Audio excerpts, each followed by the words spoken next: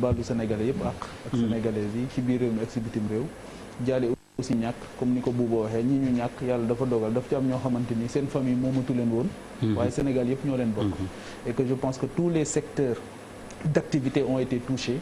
famille yëpp aussi confession yëpp aussi ont été touchés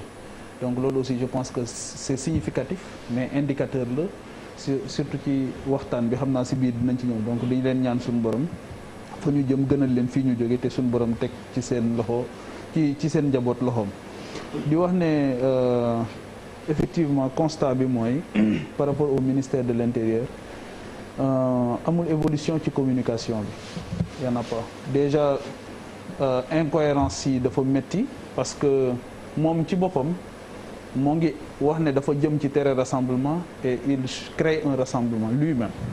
parce que bu fekkee ne yooyu da nga jëm ci mesure yu mel noonu da ngay joxe le ton mooy doo ko def conférence de presse mën nga choisir beneen forme de communication boo xamante ni du tax nga jël journaliste yëpp dajale leen foofu moment boobu li ngay tere yaa ngi koy def loolu mooy incohérence bu njëkk te gis depuis le début de cette crise là dañu fi incarner ay incohérence ak ay paradoxes yoo xamante ni finalement moo ñuy rattraper on a fait aujourd'hui ce qu'on sait faire c'est du pilotage à vue moo tax bi ñu ko secoué léegi ne ko par rapport ak mesures yi ci rassemblement yi type de rassemblement yi ak yan xeetu rassemblement yi ak pénalité yi nga xamante ni ñoo la ciy fekk ak yooyu ñu ne après dinañ xool application yi donc on fait du pilotage à vue la réalité nous dictera la conduite à tenir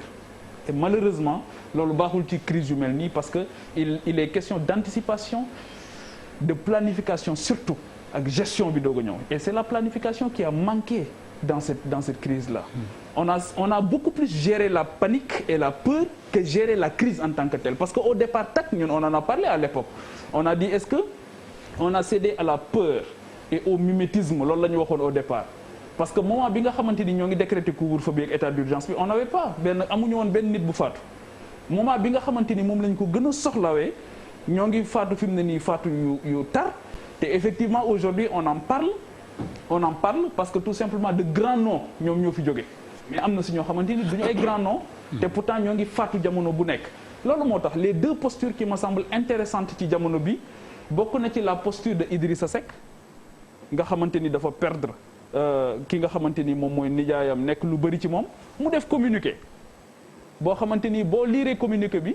daf ci fàttali gouvernement bi ne ko mais dañu waxante woon ay mesures yoo xamante ni gis naa ne yéen a ngi koy salfaañe di ko constater di ànd sax ci ñi koy salfaañe donc moi je m'en tiens encore à ces mesures là yi ma jàpp ne moo mën a musal ñëpp beneen posture bi ki ko def tamit c'est pas n'importe qui au contraire dafa nekk koo xamante ni niveau bi mu nekk dafa am information c'est le khalife Serigne Babacar Sy Mansour posture am dafa am solo dites la vérité la wax aux Sénégalais aux populations parce que moom niveau bi mu nekk aussi xam fu nekk am na fa ay taalibe ci biir réew mi comme ci bitim réew fu nekk tamit la ñuy jàmbat di jóge di jëm ci moom te ku mu ñàkk tamit dina yëg ne ñàkk na diw ndaxte dafa njaboote ñu bari donc bu ne dites la vérité mais il s'agit de quelle vérité en réalité il s'agit de quelle vérité loolu tamit ñi muy waxal tamit xam nañ seen bopp en réalité wax leen la gravité de cette maladie et peut-être que wax leen aussi l'ampleur des dégâts actuellement lu mu xam te xamuñu ko. li mu xam parce que ñoom la ñuy jàmbat. li nga xamante ni mooy li ma wax léegi dama ne au-delà des grands noms yi nga xamante ni ñàkk nañ leen ba mu waral joyanti bi am. joyanti la sax ci tur waaye du joyanti parce que bu fekkee ne tey li nga xamante ni moom la Aly Ngouille Ndiaye wax su fekkee ne depuis ñu levé woon état d'urgence bi mesures yooyu nekkatul woon mais kon musiba dal nañu di. problème bi c'est pas un problème de mesure problème application la ci mesures yi nga xamante ni ñoo ngi koy jël. te application boobu dafay mel ni souvent dafay am un aveu d'impuissance bu ci am parce que dinañ céder ci pression parce que dinañ céder ci peur li ma doon wax léegi gestion de peur gestion de panique beaucoup plus que gestion de la crise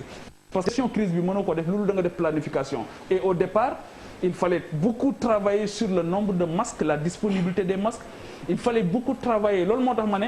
ni ñu nërmali suñu assemblée nationale ci ne ay loi d'habilitation ak la yooyu baaxul ci sunu démocratie yi parce que le contrôle de l'action du gouvernement même en temps de crise ci sunu réew yi ci la gën a mën a am donc tey le ministre de l'intérieur li mu def tey mais mënoon na dem assemblée nationale ñu déglu ko laaj ko question yi ñu laaj ko représentation nationale laaj ko mu dem jusqu'au détail le type de rassemblement qui est interdit xeetu rassemblement boobu ku ko transgressé lii moo la ciy fekk kii moo la war a remettre à l'ordre kii moo war a def police ba ci parce que ailleurs da ngay gis ne ba ci pénalité yooyu sax ñuy jël ci nit ñi dañ lay waxaat fañ lañ koy delloowaat après pour mën a gën a xeex li nga xamante ni mooy mbas mi. Donc encore une fois je pense que ne il y a beaucoup plus